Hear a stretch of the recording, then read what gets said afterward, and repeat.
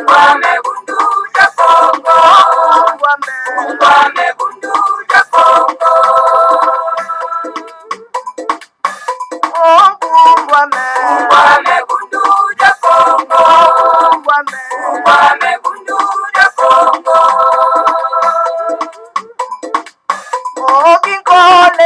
Kole kukongo ya mwenyika. Inaya tena mani mumbanywe. Mukuluza kanda ja Kongo. Mukuluza kanda ja Kongo. Vita kukongo ya mwenyika.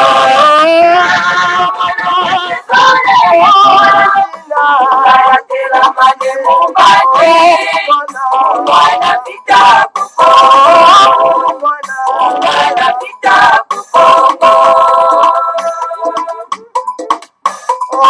Kiaje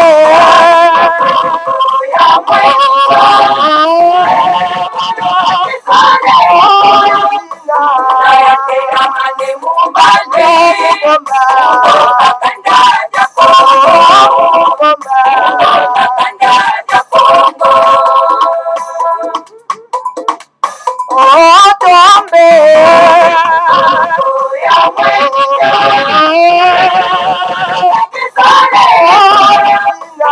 Inaya mani mumbanywe.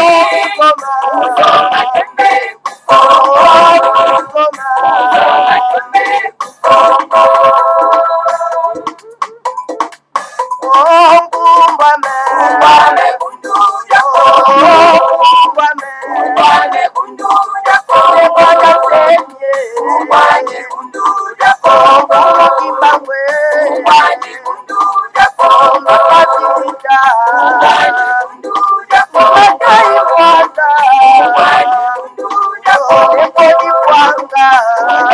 bundu ja Kongo. Ngwame bundu ja Kongo. Ngwame bundu ja Kongo. Ngwame bundu ja Kongo.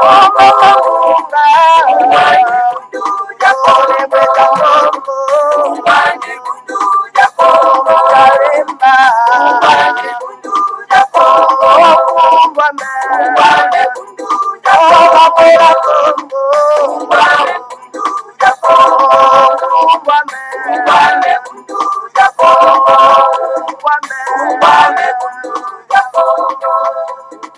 Matondo mingi bama batata bandeko balandi ya Congo bololo kumbwami bundu ya Congo talabiso wana toyeli susu bomo mesano pambate lelo ezali ya solo pena tuka mokolo mwa mine ya poso mokolo mwa sambo ya sanza ya mbomobo ya koto mibale na tuko mibale na moko tokomi bongo na ngongo ya zomi na mibale na miniti tuku mitano na mitano.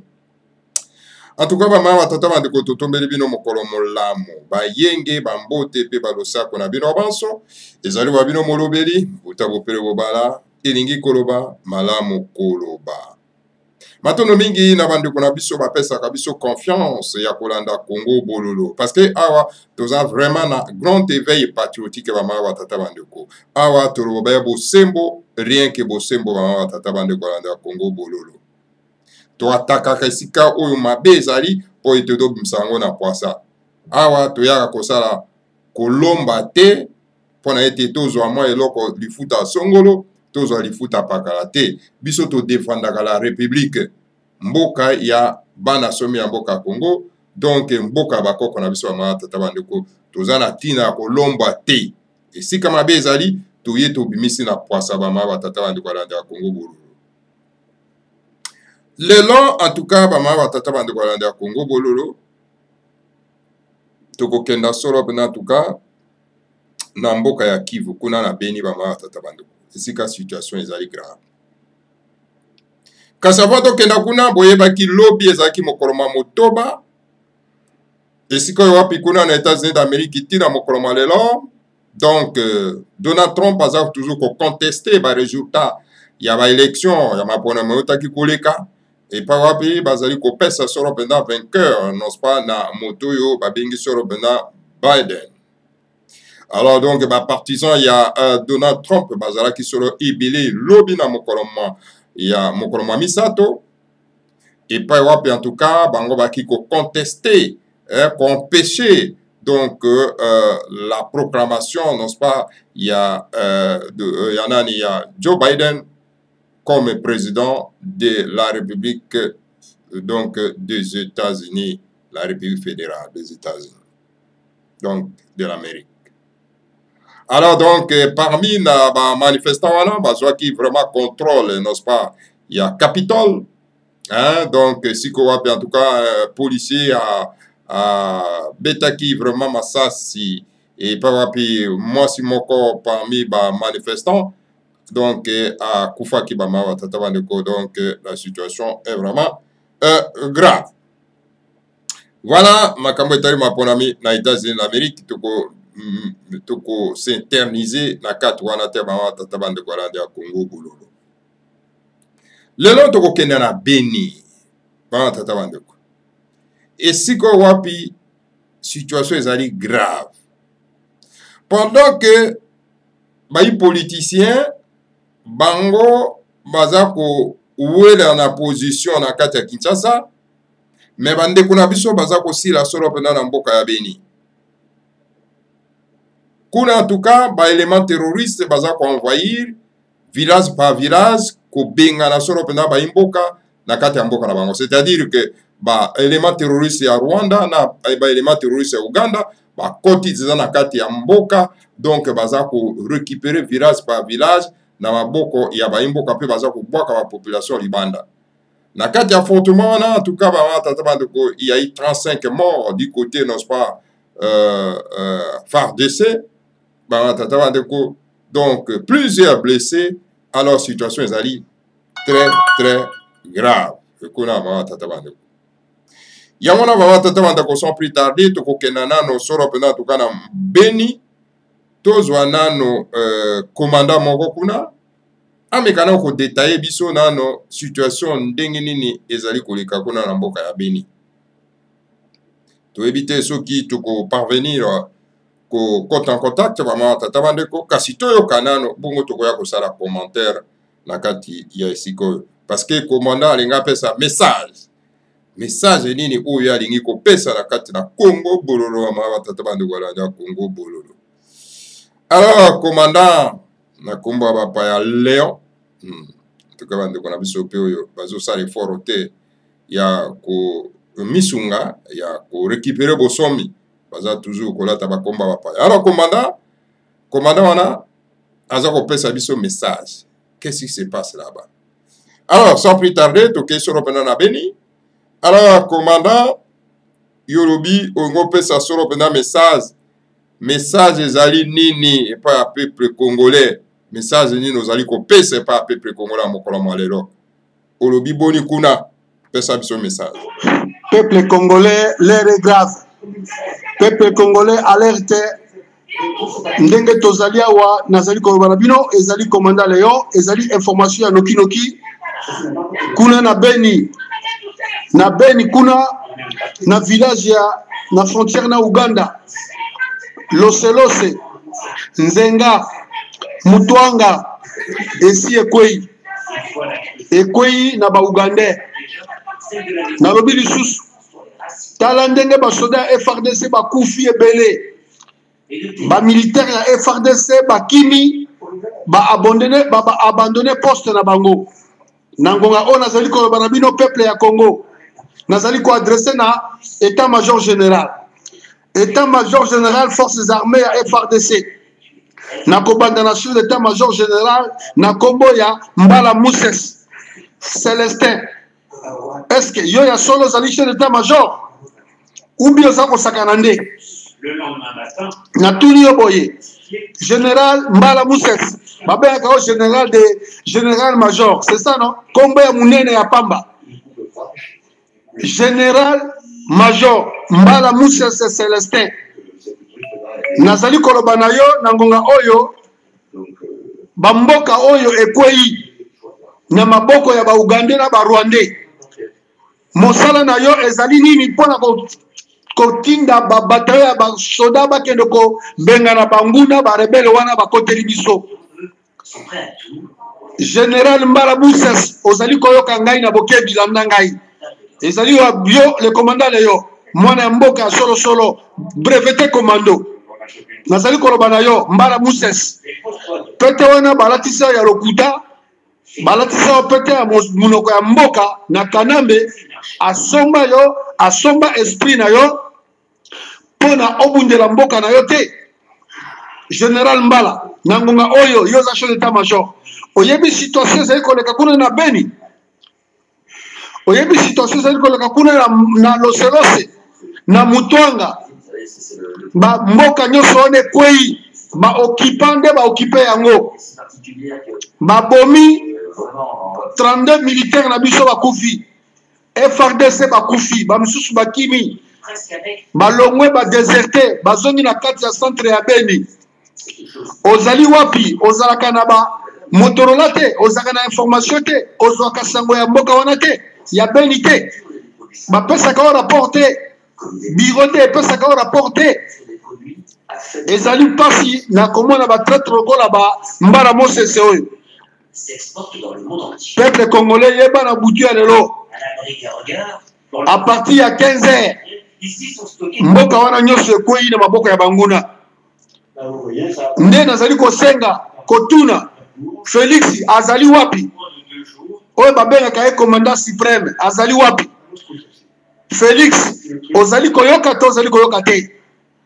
Gouverneur ya province wana ya Beni ayebisi eloko te ozali informé te na situation catastrophe oyo ozali koleka na Beni bacivile nyonso bakimi. Vague ya ba peuple ya Congo baza ko souffrir bango nyonso bakimi bamboka kuna nyonso batiki ba biloko na bango bambeto bandako nyonso baye na centre ville ya Beni. Situation ezali grave ezali catastrophe, situation ezali très catastrophique na Beni. Beni elingi kokweya bamboka ya mike mike ba village kuna nyonso si ekwei na mboka oyo natengeli bino na ba village wana nyonso ekwei ezali occupé na ba ADF nalu ba Rwandais ba Ugandais. Yango nazali kopesa kobwaka mbela na peuple ya Congo bolo na ngai na bokebi. Nazali ko interpeller forces armées ya République démocratique du Congo ba konzi ya état major général na président Rabino comme na Félix Tshilombo, Félix Tshilundu oya tshemboka na biso na po na kao eloko moko azali kosala te. Nazali kosenga bo ordonner ba forces armées bo ravitailler bakende kuna kobunda bitumba mboka ezali occupé na Beni na Loselose na Mutwanga bipai kuna nyonso ekwei deja na maboka ya banguna. Yango nasuki wana botala ba photo ya basoda na biso bakufi na kati ya front yango natindeli bino ezali wa bino le commandant Léon ezali mawa mingi pona mboka na biso mawa mingi mawa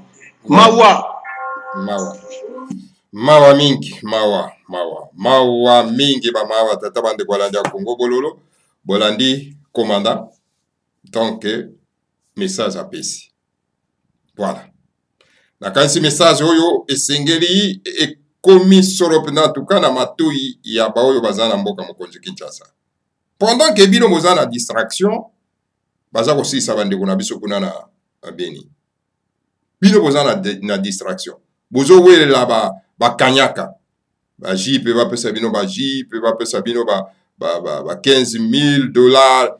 Mais qu'est-ce que vous faites avec cet argent? Vous vendez les pays à cause de billets et à dollars.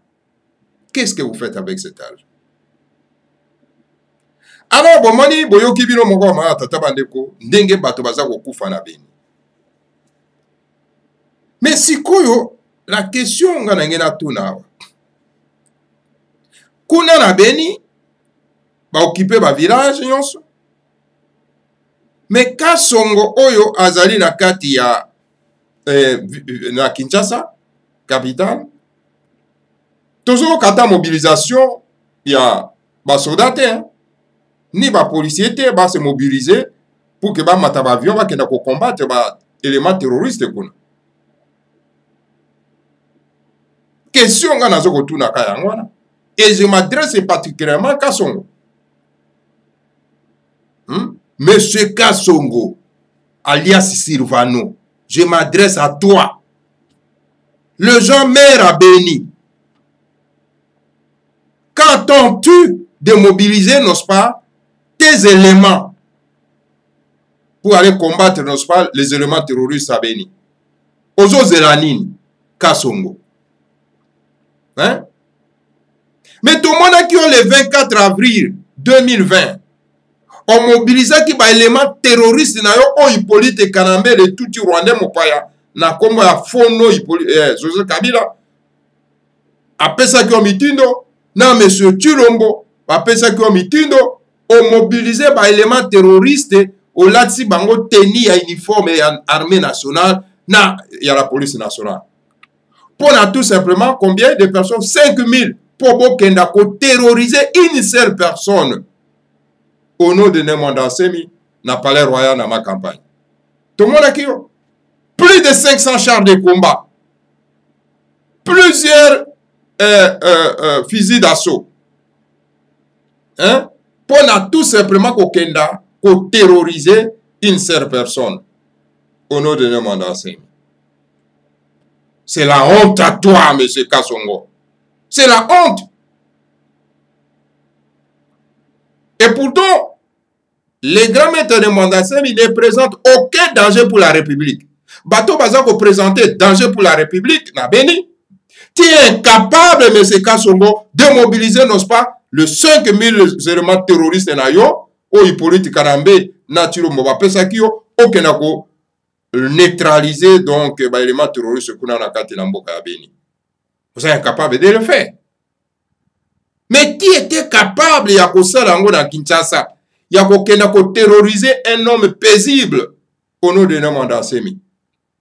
Avec des éléments terroristes, plus de 5000. Avec 500 chars de combat. Et plusieurs fusils d'assaut. Pour terroriser une seule personne. C'est vraiment la honte à toi, M. Kasongo. Hein?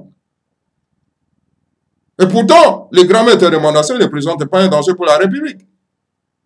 C'est quelqu'un qui dit tout simplement la vérité. Il revendique que n'est-ce pas ses droits. Mais tu as mobilisé des éléments terroristes, toi, Kasongo. Parce que toi-même, tu es un terroriste. Comme tu es terroriste, nous allons te combattre. Parce que tu es incapable d'aller combattre, n'est-ce pas, tes frères terroristes, n'est-ce pas, la béni. Qu'est-ce que tu attends? De demander à Hippolyte Kanambe, ton chef, qui t'a nommé là-bas, et à M. Chilombo, qui te donne, n'est-ce pas, l'appui de mobiliser, n'est-ce pas, les éléments terroristes, et leur donner, n'est-ce pas, les uniformes des FARDC et de la police nationale pour aller attaquer, n'est-ce pas, les éléments terroristes à Béni. Qu'est-ce que tu attends, M. Kasongo? Je te pose la question. Alors, mon frère, nous allons terroriser. Manabasi, bake na disco, na Soukambula, ok, ko terroriser bango. Hein? Au nom de quoi? Au nom, il y a confinement. Mais, biceps, c'est nabino bozo salakakana, bana somi amboka ya Congo na kati ya Kinshasa, na capitale. Mais vous êtes incapable de collecter biceps, c'est kuna na Béni. Est-ce que les éléments terroristes ougandais, rwandais, bazakuna, bazako terroriser, imboka, kimi bisika na bango. Monsieur Kasongo.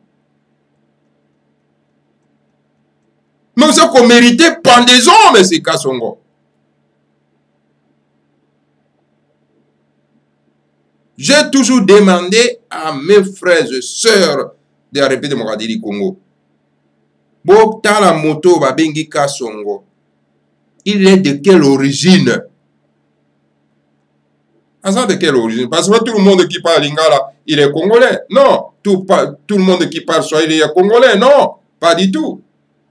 Il y a les gens qui parlent swahili et qui sont de Ouganda, de Burundi, de Tanzanie, de Rwanda.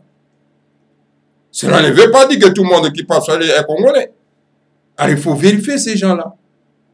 Et puis il se fait trahir par les sobriquets, par les petits prénoms. Sirvano. Au Congo, nous n'avons jamais vu un Sirvano, les noms comme ça. Hein?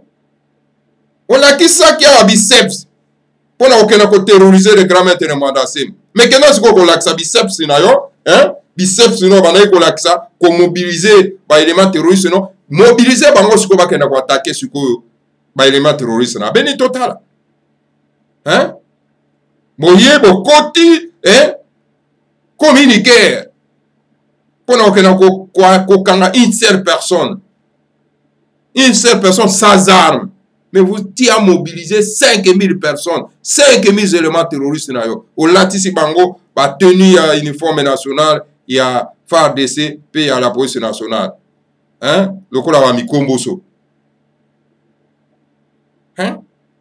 Maintenant, le général, le commandant, major, Yewanaza pour lancer SOS. Est-ce que comme Rio, Oyoki Angote, Otikali Miwe. Alors, biceps, sinon, ils ont à Kinshasa. Hein? Oyobato, ça l'État. L'État, Wapi Bakoto, ça, Congolais Bakoto, ça.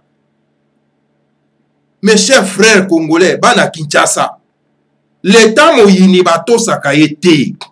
L'État, Oyo Bato, Saka, ezali l'État, Oyo, Azako sécuriser Bino.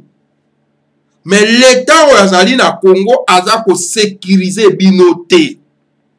Et l'État responsable azali l'État oyo azali ko sécuriser le bien et les personnes ya baimboka. Mais ba oyo wana non. Vous ne pouvez pas respecter l'État oyo wana. Bato bakoye bisabino. Ezala ba binzambi oyo bazali ba commerçant spirituel kuna na kati ya Congo. Ezala ba politicien o bazanga mutuna makolo o bakoye bisabino que non il faut que tout ça l'État wapi yoko tuna bango l'État wapi tokotosa o azali incapable ya kopesa biso misala o azali incapable ya kotia biso banzela o azali incapable ya kopesa biso le social o azali incapable n'est-ce pas ya ko sécuriser biso de l'État wana tokotosa. Mais non, ça c'est un État bandit. Et l'État bandit on ne les respecte pas. On les combat. Combattez-les. Chassez-les du pays. Babi Mabakene. Ce sont des prédateurs, des voleurs, des vautours. Hein? N'obéissez pas à leurs ordres. N'obéissez pas à leurs ordres. Ce sont des pillards, des voleurs. Mibi. Alors voilà, bama batata bande kwa lanja Congo bololo.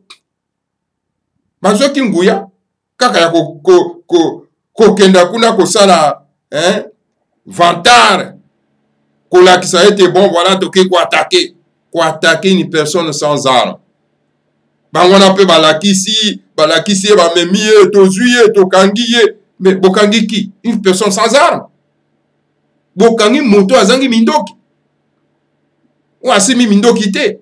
Les grands-mères de Mandasim n'avaient pas des armes, n'avaient même pas de militaires. Mais vous avez la qui s'abicep de Wiketo Kangiye le 24 avril. Hein? Voilà un homme comme ça, comme le Kassongo. Hein? Je ne sais même pas là où est sa formation. Incapable de défendre la République. Incapable d'osser les tons contre baoccupant ma tata bandeko wami. Nalandaki moto oyo moko na lokuta na politique o bengi bosolo na politique ba ma tata bandeko landa Congo bololo. Hein?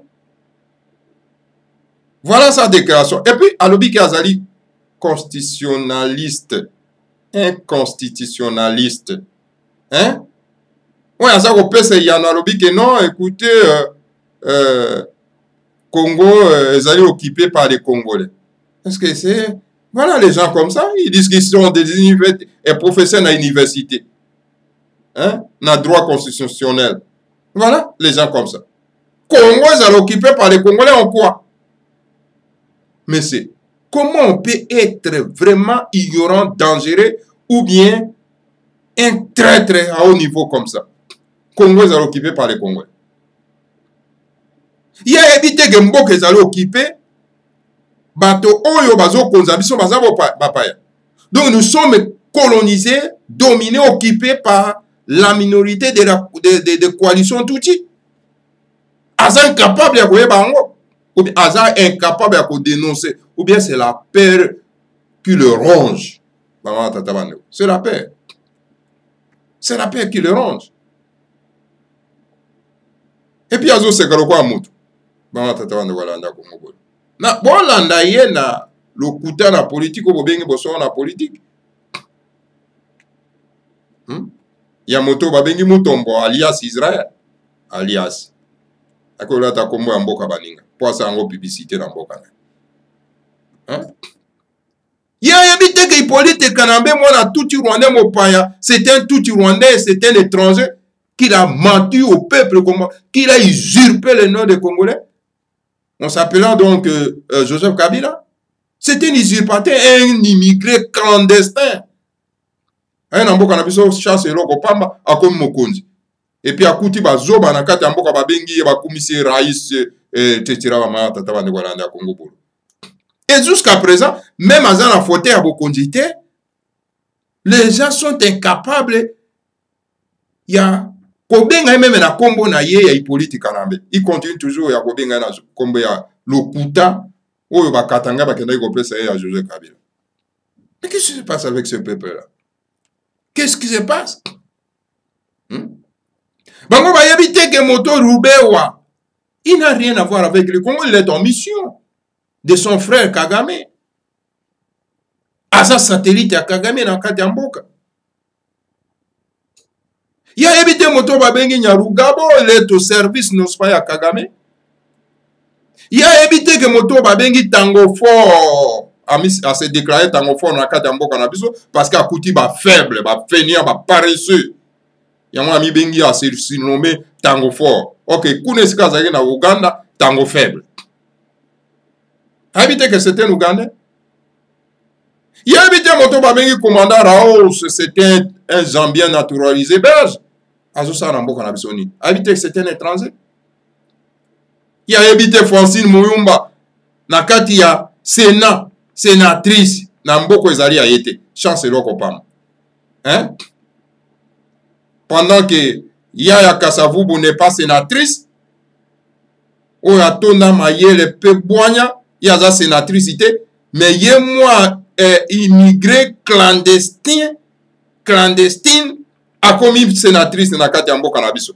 Puis Yaza ko sa déclaration de guerre dans la Katiambo. Il a évité que c'est une Rwandaise. Hein? Il a évité que Kengo Adondo c'est un étranger. Il a évité plus de 500 généraux dans la Katiambo Kanabiso, dans la Katia armée. Hein? Ce sont des étrangers de la coalition Tutsi. Aïe bien voté. Il y a un bino basara bino boni ba Congolais. Ba loka bino bien dengeni. Hein? Nzamba pesi biso mboka malamu, mboka tondi kita. Oh baton surtout baza convié, mais bato ngo bazo occuper mboka ngo baza ba faible, ba fainéant, ba paresseux. Mikolo nyonso kaka bango wana bazo tanda maboko. Tata mokonzi sahela biso, tata mokonzi taela biso, ko tata mokonzi sarabo moto nyonso to akoya ma Denise sarabiso bo, ta moto nyonso to akoya ka ko tanda maboko bako to sabino ndenge nini. Ces étrangers vont continuer toujours à vous faire souffrir. Hein? Sahela biso. Mokoni bino moko boko sala. Sahela biso. Kuna na binzami nzambe akosala toko koma toko longa kaka ba promesse zanga mutuna makolo. Au lieu de dire aux gens travaillons, mettons la main dans la main pour débouter ces étrangers dehors de notre territoire, car le pays ça nous appartient, n'appartient pas aux étrangers. Où est un langage oyo bazana binzami nzambe bakoko teni malheureusement bango azaka derrière mbongo. Hein? Bah, homme politique dur de son nom, bah, koyikoloba, na habitando na bango.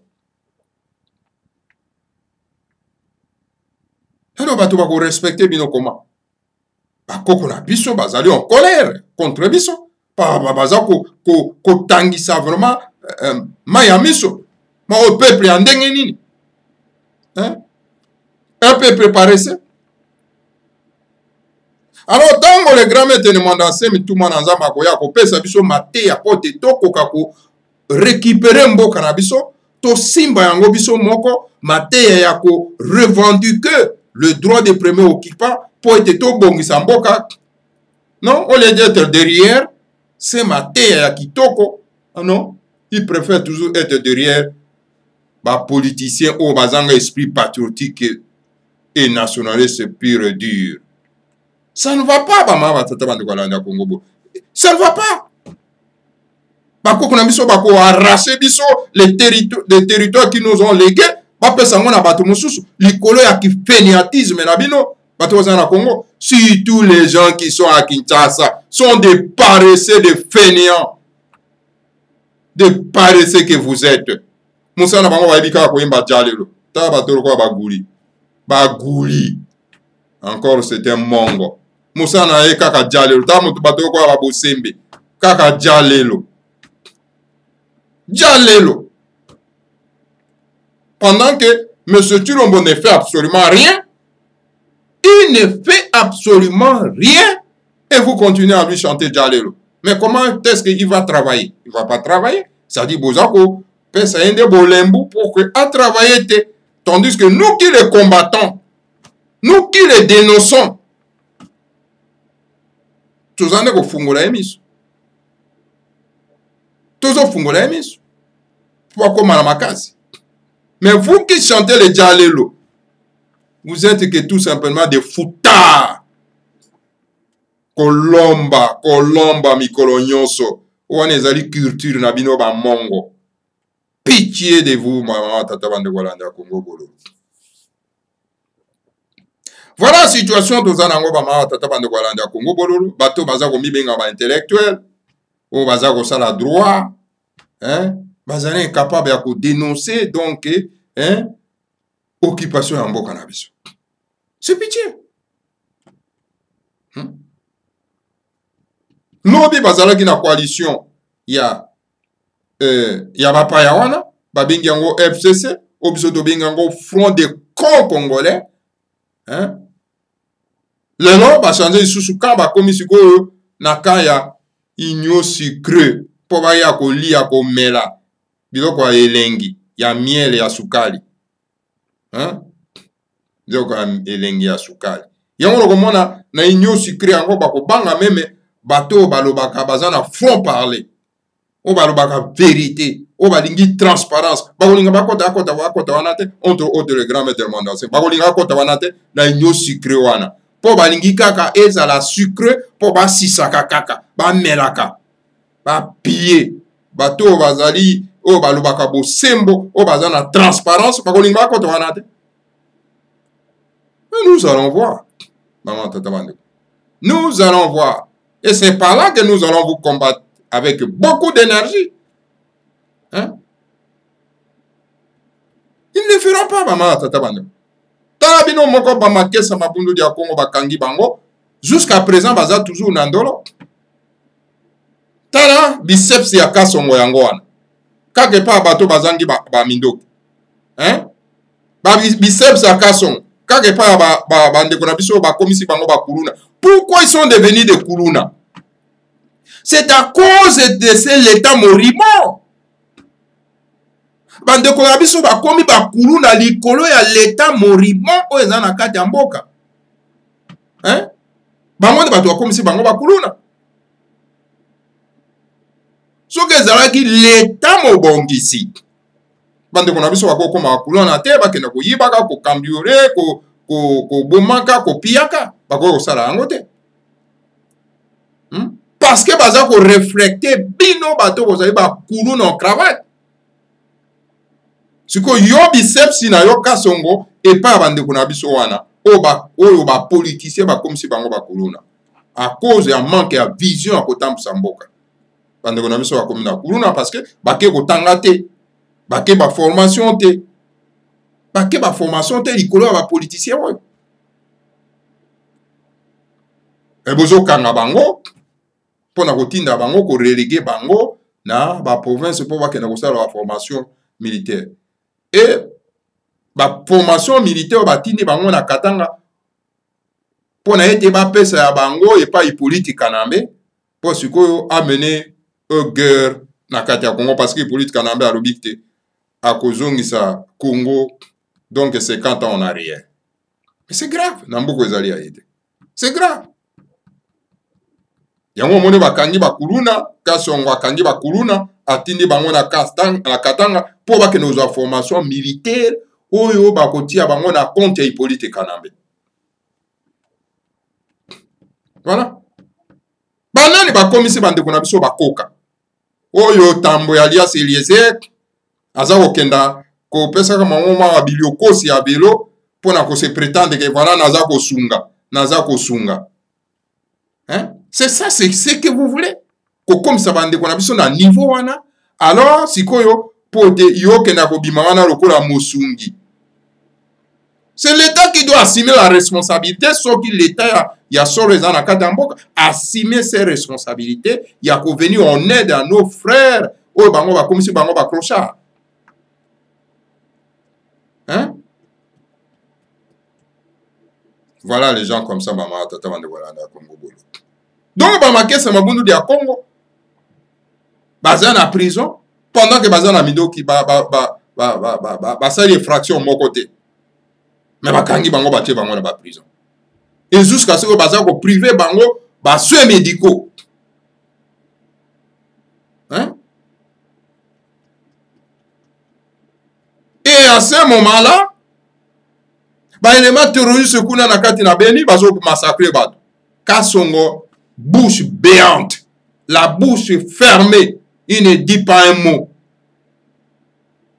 Kasongo ne dit pas un mot.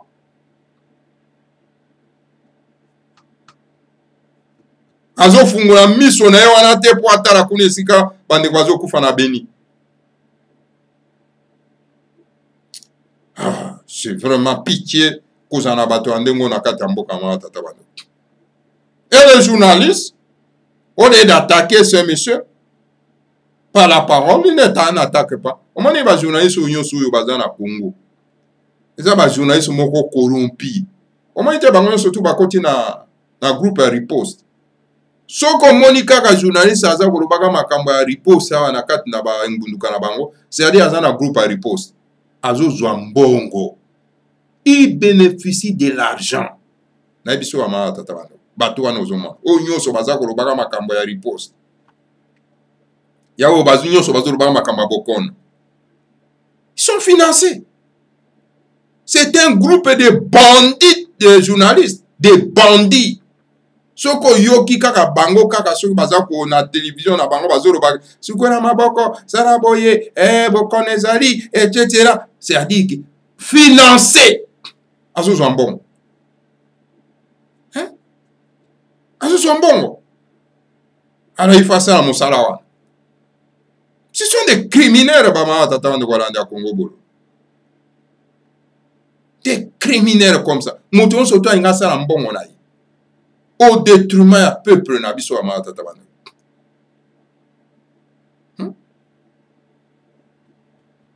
Oh là là là là là. C'est quel peuple? Mbongo baluka ngondengo wana te ya ko détruire votre peuple. Biso tozana mboka monene. Tozana besoin na bato. Soki ba satana oyo balingi ba réduire bato na mokili. Hein? Mais biso tozana besoin ya bato parce que tozana mboko ezana no polele ezo senga bato poto kwa ko travailler pona ko moderniser mboka. Toi na besoin ya ko réduire bato na biso te. Soki bango bazana likopa ko ya ko kitisa motango ya bato. Mais biso ko to kota na likopa ana te ba ma tata bande. Biso to nana tozana na posa ya bato. Mboka ezali polele. Congo ezali donc monene kolika Europe mobimba ini. Mais toza seulement na 80 millions d'habitants. Donc toza na ba espace vide auto loger bato. Toza na il faut toza la na donc na roba 2 millions de bato. Hein? 2 milliards, pas 2 millions. 2 milliards. Yabat. Il faut tous en a 2 milliards. Yabat. Pour tous ça, c'est moi qui en a 80 millions. Mais il s'engage tous en a 2 milliards. Pour tout le monde. Ce que vous avez quand on a dit copa, il y a mon cano, il y a mon pizza, mon tango abat. Ça va pas là, maman, donc voilà, dans le cas de Mboka, médias ezali pourri, corrompu, inféodé, et yango na baya kosala bino makele da wenze ba ma tata bande. Mais tango biso ba vrai patriote toza koloba tozo tinda maroba. Hein? Ba sa sembla okwa baza koyoka te me baza koyoka. Alors bino pe ba imboka bo fungola pe nano miso. Faut ko fungola, kotala, wape sika bo sembo eza kolobama. Pour être beaucoup pour récupérer vos semboana pour se défendre là. Parce que l'autre ça là que bato va défendre beaucoup na bango ezali boanya. Ko yeba. Tango yebe ko se défendre. Bato bazo sabino makere na wenze derrière donc bazana na épée pour na okata bino mutu bolanda bango te. Bolanda bangote. Voilà, maman tata bande kolanda Congo bololo. Message na ki opesa bino ya un commandant Léon kuna na mboka ya Beni pour boyer ba situation ndenge ezali kuna na Beni ezali très grave et catastrophique maman tata bande kolanda Congo bololo. Voilà. Matondo mingi maman tata bande ko tant que tu as information mususu tokoya pona ko tenir bino au courant na ngo pama tata bandeko boza toujours branché bo partager Congo bololo na ba imboka pe bo s'abonner massivement bo partager Congo ya ko partager Congo bololo ezali un crime partager Congo bololo na messenger partager Congo bololo na WhatsApp partager Congo bololo na bandeko nyonso tout oyo boyebi ba tata bandeko pe bo s'abonner massivement na kata biso to ya ka te pona ko chanter Jalelo au fati béton yango ezo sa elo côté biso to lo baka béton. Non, ici pas question de Jalelo. Ici, c'est-à-dire la vérité. Chilombo ne fait rien, on doit lui dire que tu ne fais rien. Moussala ne zakaba l'isikou, on n'a pas besoin de l'isikou. On a besoin des actions. Et vous les Congolais, cessez d'approduire les discours. Il faut qu'on produise les actes. Vous avez l'habitude d'approduire les discours.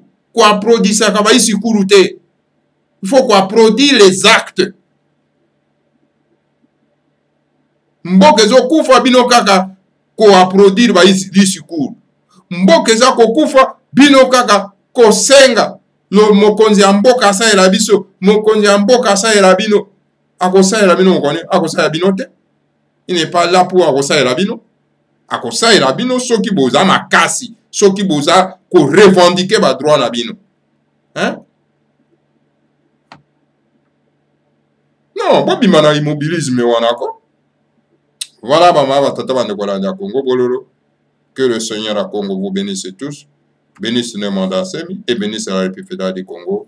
Ingeta Ibobo. Mvuka yantimanti. Afelika diampa di phénomène towa. Kabu dia bakeluba. Uluzororo batanda wa mungu tuleno. Makanda mava musa mavutu kayotama. Osawe nina ninga masina makikulu. Kongo ya futuka Kongo. Uluzororo batanda wa mungu tuleno. Makanda mava musa mavutu kayotama. Osawe nina ninga masina makikulu. Kongo ya futuka Kongo. Afrika ya Afrika ya mbali na tumwa. Afrika ya mbali sina mene tumwa. Afrika ya Afrika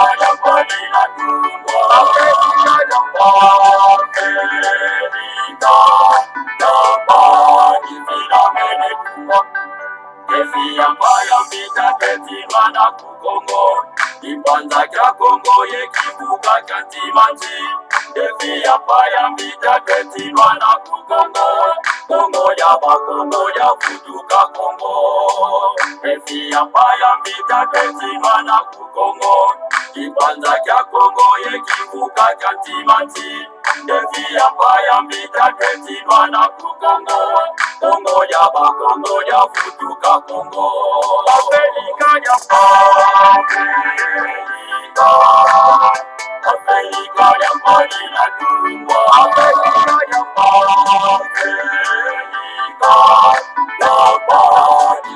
Mene Tumbo Afrika ya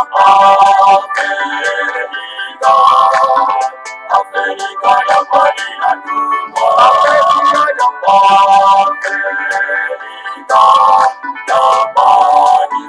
Mene Tumbo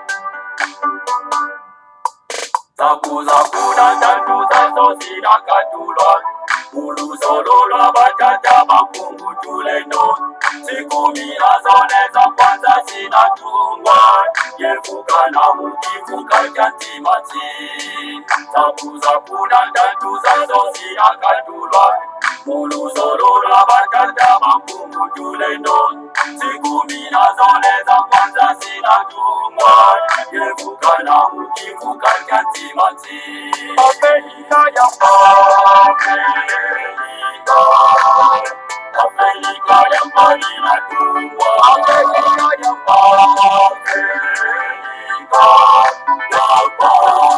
ya Mene Tumbo Afrika ya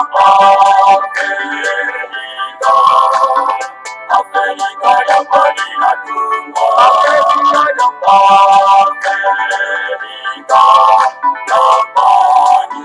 Mene Tumbo Sikumi nazoleza kwanza zinatungwa Kongo kwimaka ngubengela kuva kuzami Oyo makatanga kivuku bangi chwapa Kasaimu kivuka chantimati Sikumi nazoleza kwanza zinatungwa Kongo kwimaka ngubengela kuva kuzami Oyo makatanga kivuku bangi chwapa Kasaimu kivuka chantimati Afrika ya Afrika ya Marina Tumbo Afrika ya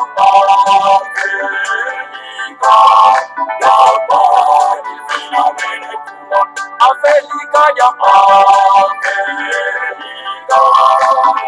Afrika ya Marina Tumbo Afrika ya